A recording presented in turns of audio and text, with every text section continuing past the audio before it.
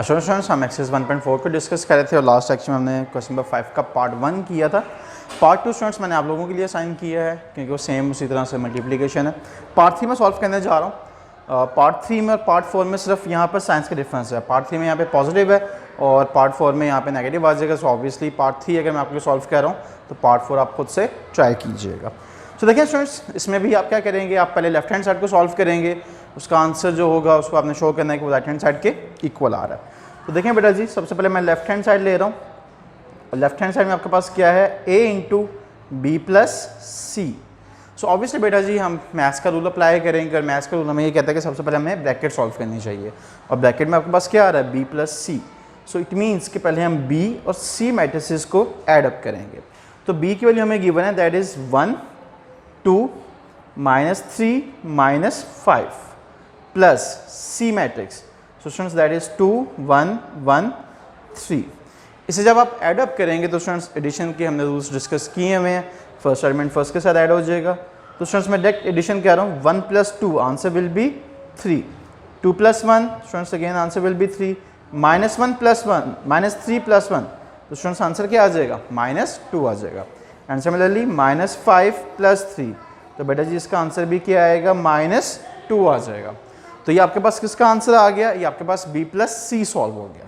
अब बेटा जी अगर आप right hand side left hand side पूरी देखें तो आपने फाइंड करना है a into B plus C.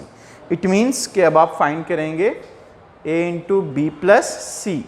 So students value of a that is -1 3 2 0 and multiplied by value of b plus C and that is 3 3 -2 -2। अब बेटा जी आपने मल्टीप्लिकेशन करनी है, सो मल्टीप्लिकेशन ध्यान से कीजिएगा। उसी तरह से हम रूल्स फॉलो करेंगे, फर्स्ट रो फर्स्ट कॉलम। तो -1 मल्टीप्लाई होगा स्टूडेंट्स 3 से और 3 मल्टीप्लाई होगा -2 से। सिमिलरली बेटा जी -1 मल्टीप्लाई होगा 3 से और 3 मल्टीप्लाई होगा -2 से। अब second row first column, 2 multiply होगा बेटा जी 3 से और 0 मल्टीप्लाई होगा -2 से। और यहाँ पर भी 2 मल्टीप्लाई होगा 3 से और 0 मल्टीप्लाई होगा -2 से। उसके बाद फर्दर सिंप्लीफिकेशन। तो देखिए बेटा जी 1 इंटू -3 क्या आ जाएगा, -3 -6 3 2 6 and 0 into something answer will be 0। Same -3 -6 3 2 6 and 0 into something answer will be 0। सो बेटा जी ये देखें -9 6 -9 6। सो अब देखें आपकी left hand side completely solve हो चुकी हुई है। So let's give it a name and that is 1। अब स्टूडेंट्स हम क्या करेंगे, अब हम अपनी राइट हैंड साइड सॉल्व करेंगे एंड राइट हैंड साइड क्या आपके पास, AB + AC। So it means कि आप पहले AB फाइंड करेंगे, फिर आप AC फाइंड करेंगे और एट द एंड आप इन दोनों को क्या कर देंगे, आप एड अप कर देंगे। तो बेटा जी सबसे पहले AB फाइंड करते हैं, A को हमने B से मल्टीप्लाई करना है। तो देखें A की वैल्यूज है आपके पास -1 3 2 0 और स्टूडेंट्स ये मल्टीप्लाई होगा आपका 1 2 -3 -5 से। सो जब इसे आप मल्टीप्लाई करेंगे तो स्टूडेंट्स आपके वही रूल्स अप्लाई होंगे, फर्स्ट रो फर्स्ट कॉलम और second row second column and all that. So students -1 multiply होगा 1 से तो क्या आंसर आ जाएगा, -1 आ जाएगा। स्टूडेंट्स 3 मल्टीप्लाई होगा -3 से तो स्टूडेंट्स क्या आंसर आएगा, -9। मैं डायरेक्ट मल्टीप्लाई करके आंसर से लिख रहा हूँ आपके। -1 मल्टीप्लाई होगा स्टूडेंट्स 2 से तो आंसर आ जाएगा -2, मल्टीप्लाई होगा -5 से तो स्टूडेंट्स आंसर आ जाएगा -15। एंड सिमिलरली 2 मल्टीप्लाई होगा स्टूडेंट्स 1 से answer will be 2 and 0 into something answer will be 0। इस तरह से बेटा जी 2 2 ज़ 4 एंड 0 इंटू समथिंग 0। इसे आप फर्दर जब सिंप्लीफाई करेंगे तो आ जाएगा -10 2 -17 and 4 and that's it students. ये आपके पास AB आया। अब आपने फाइंड करना है AC। तो स्टूडेंट्स AC के लिए ऑब्वियसली सबसे पहले C की वैल्यूज, A आपके पास है -1 3 2 0 और फिर आप C की वैल्यूज को पुट अप करेंगे 2 1 1 3। अब बेटा जिसको भी उसी तरह से मल्टीप्लाई करें तो जब फर्स्ट रो आप मल्टीप्लाई करेंगे फर्स्ट कॉलम से तो -1 मल्टीप्लाई होगा स्टूडेंट्स 2 से तो आंसर आ जाएगा -2, 3 मल्टीप्लाई होगा 1 से तो आंसर आ जाएगा 3। -1 होगा 1 से, तो स्टूडेंट्स -1, 3 से, तो आंसर आएगा आपके पास 9। Now students 2 2s are 4 and 0 into something, answer will be 0. 2 into 1 students, answer will be 2 and 0 into something, answer will be 0. So students, final answer of AC will be equals to 1, 4, 8 and 2.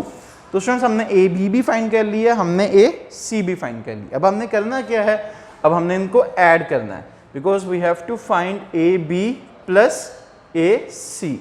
तो students देखिए मैं A B लिख रहा हूँ, that is -10, -17 to 4, और students ये add करेंगे हम सी ए सी में, और ए सी की वैल्यूज हैं आपके पास 1, 8, 4, 2।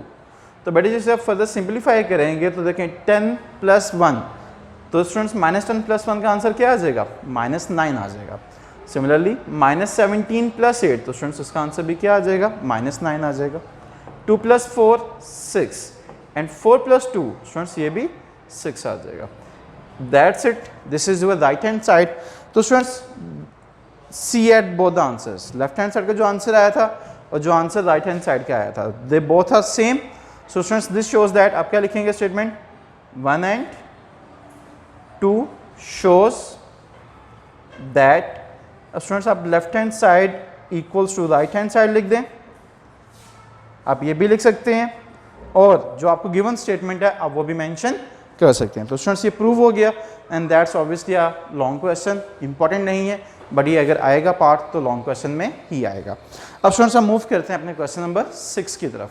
क्वेश्चन नंबर 6 जो है that's a important long question, because आपने इसमें भी प्रूव करना है, उसमें ट्रांसपोज का भी एक कॉन्सेप्ट इंक्लूड किया गया है। स्टूडेंट्स क्वेश्चन नंबर 6 देखें तो आपको 3 मैट्रिसेस गिवन है ए बी सी, और आपसे कह रहा है verify that in part A B whole transpose is equals to B transpose into A transpose, और ऑब्वियसली सेकंड पार्ट में स्टेटमेंट डिफरेंट है थोड़ी सी।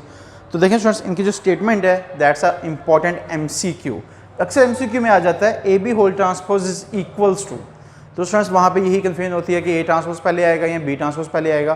तो देखें जो मैट्रिक्स यहाँ पे एंड पे लिखा जा रहा है उसका ट्रांसपोज पहले लिखा जाएगा, यानी अगर आपके पास ए बी होल ट्रांसपोज है तो वो हमेशा इक्वल होगा B transpose into A transpose. तो स्टूडेंट्स इसको कन्फ्यूज़ ना कीजिएगा, क्योंकि पेपर में यह एमसीक्यू आ जाता है अक्सर। इसको हम प्रूव करते हैं। अब प्रूव करने के लिए स्टूडेंट्स ऑब्वियसली हम पहले क्या करेंगे, हम लेफ्ट हैंड साइड को सॉल्व करेंगे, और स्टूडेंट्स हमारे पास जो लेफ्ट हैंड साइड है that is A B whole transpose.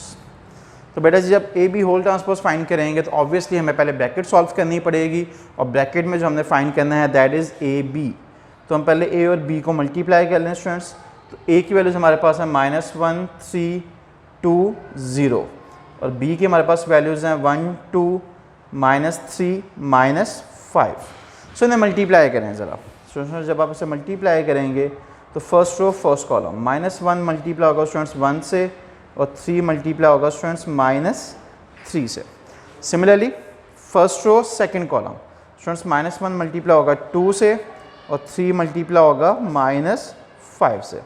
अब बेटा जी आप सेकंड रो को मल्टीप्लाई करेंगे फर्स्ट कॉलम से, यानी 2 मल्टीप्लाई करेंगे अब 1 से, और 0 मल्टीप्लाई करेंगे अब -3 से, और सिमिलरली 2 मल्टीप्लाई होगा स्टूडेंट्स 2 से, और 0 मल्टीप्लाई हो जाएगा -5 से। अब देखें -1 इंटू 1, तो स्टूडेंट्स आंसर आपके पास जो आएगा that will be -1। 3 into -3 -9, students 2 1s are 2 and 0 into something, answer will be 0। तो स्टूडेंट्स ये क्या आ गया आपके पास 2 + 0, -2 -15, तो स्टूडेंट्स -2 -15 and 4 + 0। So students A B जब आप फाइनलाइज कर लेंगे तो आपके पास आंसर आ जाएगा -10, 2, -17 एंड 4। बट अगर आप लेफ्ट हैंड साइड देखें तो आपने फाइंड करना है ए बी ट्रांसपोज। तो स्टूडेंट्स इस मैट्रिक्स का हम क्या कर लेंगे, हम ट्रांसपोज ले लेंगे। तो students A B whole transpose will be, अब देखें ट्रांसपोज में हमने पढ़ा था कि हम फर्स्ट रो को चेंज कर देते हैं फर्स्ट कॉलम में। तो स्टूडेंट्स जो फर्स्ट रो के एलिमेंट्स हैं वो क्या बन जाएंगे, फर्स्ट कॉलम, और जो सेकंड रो के एलिमेंट्स हैं वो क्या बन जाएंगे, सेकंड कॉलम। आपकी एक साइड सॉल्व होगी, सही इक्वेशन नंबर 1। अब ये हमारी लेफ्ट हैंड साइड है। अब हम मूव करते हैं अपनी राइट हैंड साइड की तरफ। तो स्टूडेंट्स राइट हैंड साइड में अगर आप देखें तो आपने मल्टीप्लाई करना है बी ट्रांसपोज को किससे, ए ट्रांसपोज से। तो सबसे पहले हम बी ट्रांसपोज और ए ट्रांसपोज फाइंड करेंगे स्टूडेंट्स और फिर उन्हें मल्टीप्लाई करेंगे। तो देखें बी ट्रांसपोज क्या होगा, देखिए बेटा जी हमें बी गिवन है तो मैं इसका डायरेक्ट ट्रांसपोज लिख रहा हूँ। फर्स्ट रो देखिए 1 2 है तो वो क्या बन जाएगा students first column. Second row के एलिमेंट्स है -3 -5 तो ये क्या बन जाएंगे सेकंड कॉलम के में। इसी तरह से आप क्या फाइंड करेंगे, आप ए ट्रांसपोज फाइंड करेंगे। तो स्टूडेंट्स ए की जो फर्स्ट रो है दैट इज -1 3 तो वो क्या बन जाएगा फर्स्ट कॉलम। एंड सिमिलरली जो सेकंड रो है वो क्या बन जाएगा, वो सेकंड कॉलम बन जाएगा। तो स्टूडेंट्स बी ट्रांसपोज भी आ चुका हुआ है, ए ट्रांसपोज भी आ चुका हुआ है। अब सिंपली इन्हें आप मल्टीप्लाई कर लें। तो देखें बी ट्रांसपोज की वैल्यूज है आपके पास 1 -3 2 -5 और ए ट्रांसपोज की आपके पास वैल्यूज है -1 2 3 एंड 0। तो मल्टीप्लाई करें स्टूडेंट्स, जब इसे मल्टीप्लाई करेंगे तो फर्स्ट रो फर्स्ट कॉलम 1 से मल्टीप्लाई होगा तो स्टूडेंट्स क्या आ जाएगा -1 आ जाएगा। एंड सिमिलरली -3 जब 3 से होगा तो स्टूडेंट्स -9 आंसर आएगा। 1 into 2 students answer will be 2, -3 into 0 answer will be 0, 2 into -1 students -2, -3 into 5 -15, 2 2s are students 4 and -5 into 0 answer will be 0। तो जब इसे फर्दर सॉल्व करेंगे तो स्टूडेंट्स ये आ जाएगा -10 2 -17 एंड 4। आपकी राइट हैंड साइड कंप्लीट होगी। Name it equation number 2। If you look at equation number 1 and equation number 2 students both the answers are same. तो आप स्टेटमेंट लिखेंगे 1 and 2 shows that, तो स्टूडेंट्स ये क्या शो करती हैं कि आपकी जो लेफ्ट हैंड साइड है that is equals to right hand side. आपकी जो लेफ्ट हैंड साइड है स्टूडेंट्स वो किसकी इक्वल है, वो आपकी राइट हैंड साइड की इक्वल है। So students that's it from today's lecture. और आपका 1.4 की जो एक्सरसाइज है वो भी कंप्लीट हो चुकी हुई है। इंशाल्लाह नेक्स्ट लेक्चर में हम 1.5 स्टार्ट करेंगे और इस रिलेटेड जो भी कॉन्सेप्ट्स हैं वो मैं आपको लेक्चर से पहले डिस्कस करूंगा। Till then take care and अल्लाह हाफिज़।